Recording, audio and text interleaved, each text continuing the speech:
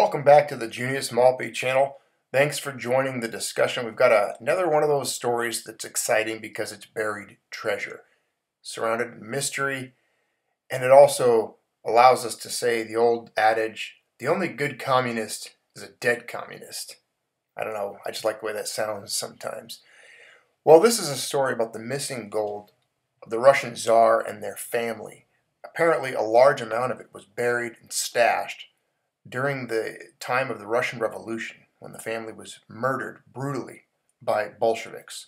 This article was sent to me by one of the subscribers here of the channel today, and I appreciate it because it's a very interesting story to read. The title is 26 million pound stash of gold belonging to Russia's last Tsar buried by a Siberian railway track. KGB file claims anti-Bolshevik soldier hid 26 boxes of Nicholas II's gold for safekeeping. Riches belonging to the family of Russia's last Tsar, Nicholas II, are still missing. It's thought that some of the riches could be hidden by the Trans-Siberian Railway. It is one of 5 new sites where there are claims lost Romanov riches are located. The location was found in KGB archives 100 years after the fall of the monarchy. A stash of gold worth at least 26 million pounds that once belonged to Russia's last Tsar, Nicholas II, is reportedly hidden close to the Trans-Siberian Railway track about 2,215 miles east of Moscow, according to a file found in KGB archives. It is one of 5 new sites where there are claims lost Romanov riches are located, according to documents unearthed exactly 100 years after the Russian monarchy was toppled, leading to a communist takeover. Reports say crowns and tiaras belonging to the Tsar's 4 murdered daughters and Empress Alexandra, along with diamond jewelry of untold value, are likely still stashed in a hiding place in Siberia, probably Tobolsk or Omsk. Relentless searches by Joseph Stalin's henchmen failed to locate the treasures in the 1900s. Missing too are diamond-encrusted sabers belonging to the emperor and his son, Crown Prince Alexei, aged just 13 when he was butchered with the rest of his family by a Bolshevik firing squad. Retired FSB Secret Services Colonel Alexander Petrushin, 67, has used a new book to highlight the lost royal riches. Some riches, including a collection of gold and silver from a brief period of Siberian independence after the revolution, are believed to be buried close to the Arctic Circle. Petrushin's new book reveals how Adolf Hitler made an audacious but abortive bid to grab some of the Romanov treasures during World War II. The most precise coordinates for missing Romanov gold come in a document released from KGB archives and published on Tuesday. It is the testimony of a former anti-Bolshevik soldier who claimed that in October 1919 he personally buried 26 boxes of gold, some 5 versts 3 miles from Taiga railway station on the famous Trans-Siberian line. The bullion was part of Imperial Russia's gold reserves that had been moved to Kazan, east of Moscow, for safekeeping during the First World War. Some was used to buy armaments for the war, and more was grabbed by anti-Bolshevik commander Alexander Kolchak to fund the fight against Lenin in the Russian Civil War after the 1917 revolution. But a large amount of the collection, which would be worth 45 billion pounds at today's prices, was unaccounted for, according to historians. Karl Peruk, an Estonian with the White Forces, later testified to the NKVD, predecessor of the KGB, that he and a comrade buried gold from a retreating Kolchak train because the area was soon to be overrun by the Red Army. The carriages of the train were loaded with gold, stated the Secret Service memo. Only Peruk and Colonel Shvagin knew about the gold. During the stop, holes were dug in the ground. The gold was buried at a depth of up to 8 feet. On the second day after hiding the gold, the regiment was surrounded by the Red Army and Peruk was taken captive, said the memo.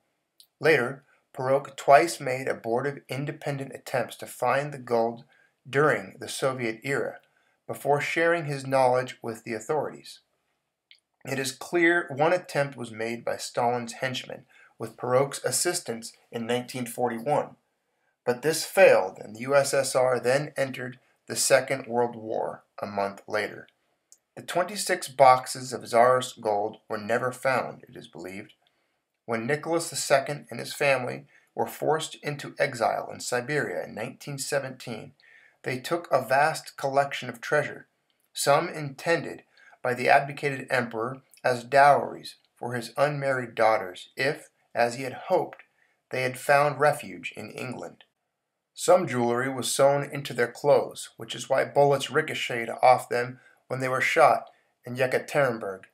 One stash of gold and diamond jewelry was entrusted to a nunnery in Tobolsk by Nicholas and found in 1933 after a confession by nun Marfa Utsentseva.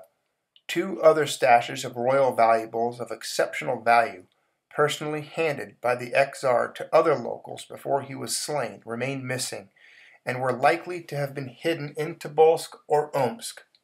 This included diamond-encrusted sabers belonging to Nicholas and his heir. Other Romanov riches were in a collection moved by the Whites from Tobolsk shortly before the Red Army took control in autumn 1919, including a dagger owned by Alexei. After falling in and out of Red Army hands in the Civil War, one batch of these treasures was finally buried at Makayagin near Salakhard on the Arctic Circle, says author Patrician. This was hidden by white soldier Vladimir Smirnov, who then went into exile in China, returning in 1922 on a daring mission to retrieve it from under the noses of the Bolsheviks. He failed, but moved it to a new location, keeping a map of its new location before fleeing to Finland.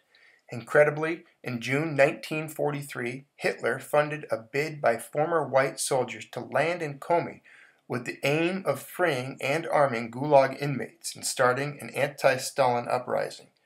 On this mission was Smirnov, who was killed attempting to remove the treasure, which has still not been found. Another huge stash of valuable gold and silver metals from the putative Siberian state was hidden in adjacent Khanty-Mansi region and remains here according to the author. Earlier, there were claims that some gold bullion fell from a derailed train into Lake Baikal, the world's deepest lake. A mini-submarine expedition failed to find it. Here's a photograph of the family that was executed at the hands of the Bolshevik communists. There's another photo of the tiaras and crowns, the railway station, and here you'll see an image of the room where they were actually executed, in the basement. This image here is the last known photograph of the Tsar's gold. Those are all gold bars and the last photo taken of them before being buried and hidden from the communists. Such a horrible tragedy that ultimately led to a lost century of destruction for the Russian people, all because one man wrote a book with the idea, and communism swept through the nation and absolutely just destroyed it. Who knows what would have happened had communism never taken root in such a beautiful and rich culture as Russia. The last century would have been quite different. This century would have been quite different. And it's just one of those things that took place in history. We can't go back and fix it, but hopefully we can learn from it. And I do hope that this treasure ends up being discovered. It shouldn't be too hard if they know where the railroad track is. You know, go out there, use some, what is that sonogram type device that can read the soils, look for densities, look for pockets.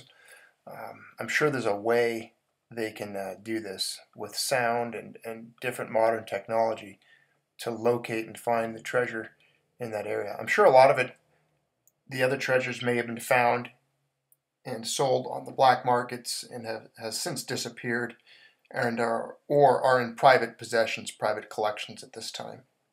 Well, thanks for tuning in. It's always fun to look at a treasure, a missing treasure. It takes us back in time and opens up a window into history that we don't often look through. Thank you.